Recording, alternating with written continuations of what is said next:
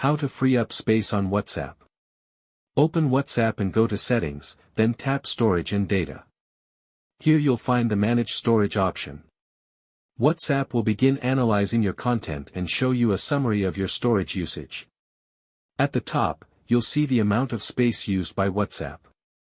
Just below that, there will be two sections, one dedicated to larger items, such as videos and large documents, and one for chats, sorted by size.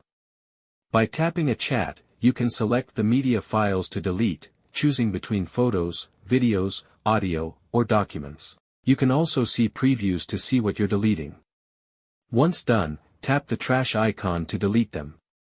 This operation is safe, you won't delete the entire chat, just the media content. This way, you can recover several gigabytes of space while keeping your most important conversations. You can repeat this procedure regularly to keep WhatsApp light and your phone running smoothly.